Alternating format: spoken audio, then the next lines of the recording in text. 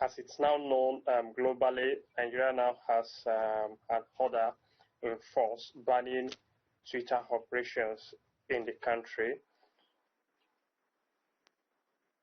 For some time, the country, the government, and the tech company, that is Twitter, has endured a time of tension because the government has usually accused Twitter of allowing separatists to use the platform to advance their cause. But the last action leading to the ban was taken down, deleting a president tweet warning the separatists of violent response. And in that tweet, the president made reference to the country's civil war, 1967 to 1970. That was considered insensitive. That was considered abusive. And then we understand that many persons who felt abused, reported the tweet of the president. After some review, understandably, the tweet was deleted. It has received mixed reactions in the country. Some are seen it from perspective of extending the government action against free speech, against freedom of expression, and but some others, they are saying it's all right because it means that the government is taking action to ensure the safety of the country, to ensure that actions capable of undermining national security are not allowed on the platform. This is what's happened basically around Twitter ban in the country. But if you have specific questions, I would like to answer. No, definitely. If you could give us a practical example of exactly what happens when one tries to access Twitter from Nigeria. Do they have access to the site? What happens in a very practical way?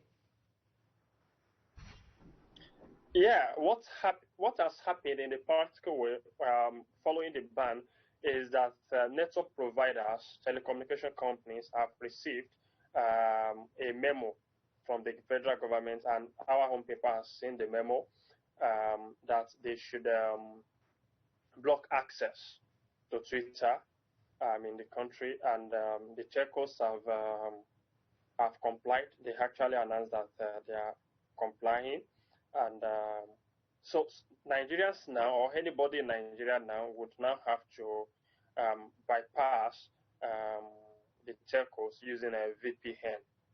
And I believe that's exactly what some Nigerians have been doing. They're actually bypassing the regular network providers using the VPN. How exactly does that work? Say that again? How exactly does that work, using the VPN? Yeah, VPN simply means that you are not using the regular network, and then you can set your own location other than the country where you are.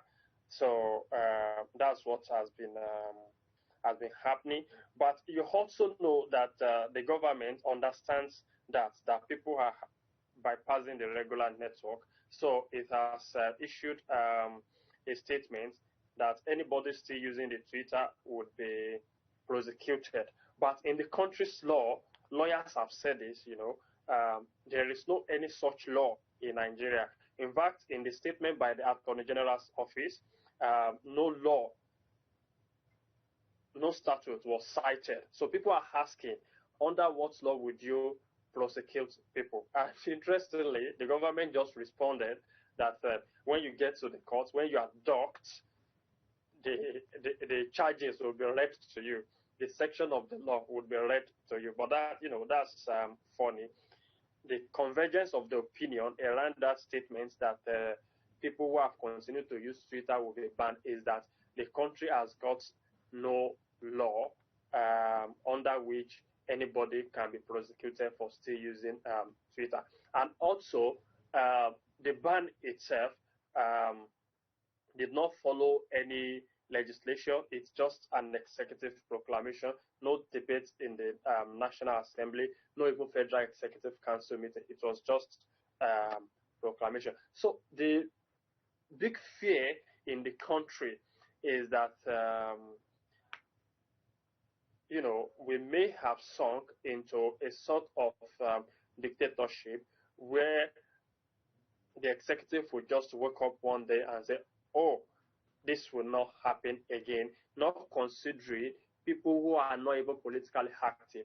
Nigeria has very active population on the internet, and many young Nigerians now who are trying to beat poverty, scraping together some money to avoid poverty, they depend on this service to market, to trade daily. So politics aside, this is something that would significantly, considerably affect business in the country. We are talking about fashion entrepreneurs, food vendors, digital marketers, creatives who are using this service daily. Now, they are not able to do that. And those bypassing the regular network, they have been threatened with prosecution. And how exactly are Nigerians reacting to this? It affects people's personal lives, but also it affects people's businesses. We've also seen a lot of, Twitter activism happening over the past few months. There was the End SARS movement, which really had its life on Twitter. What are human rights activists saying, and those who are fearing that this perhaps could be one step further towards dictatorship? Like I said earlier, opinions are divided. Say that again? Yes, Hello? go ahead. Yes, go ahead, sir. Yeah, thank you. Yeah, like every other public issue, opinions are always divided in the country because the dominant pattern of public mobilization in Nigeria is ethnicity and, of course, religion.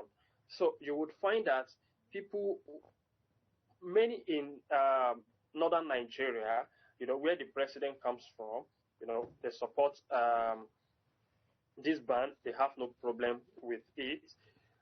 Most of the critics, most of those that have opposed this ban are from southern Nigeria, where the separatists, the southeastern separatists, are.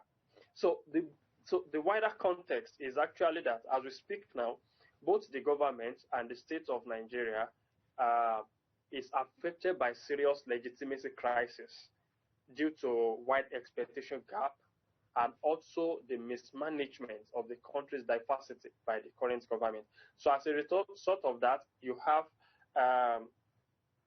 separatists who, again, now, they are now using arms, going violent now in the southeastern part of the country, trying to restore the state of Biafra. They had initially been unarmed, and between 2015 and 2016, Nigerian forces killed their members in scores. Our own investigation, which won a Global Shining Light Award, funded this in 2017. But since last December, they have increasingly become radical, using arms, violently attacking INEC office. INEC is Independent National Electoral Commission, and police facilities and personnel in that region. So it was within that context that the president tweeted that, oh, we will respond to you in the language you understand. That is, we will use force against you. But ill-advisedly, he referred to the civil war in which, about 3 million people were killed. So again, to respond to your question specifically, there's a lot of activism going on in the country now, but mostly from southern part of the country, where you have separatists on two fronts. The Yoruba side, the southwestern side, you have separatists there. The southeastern part, the Igbo part, you have separatists there, who are trying to say, okay, we don't want this country again with northern Nigeria. Mr. Taiwo so Hassan, basically, opinions, are divided. Well, thank you very much, Mr. Taiwo Hassan Adebayo, Assistant Editor for Premium Times Nigeria, for putting all that into context for us, the very differing reactions to the Twitter ban that has been meted out on the people of Nigeria. Some people finding other ways to try and communicate, but the government has made it very clear that those who are found to be using Twitter will be persecuted.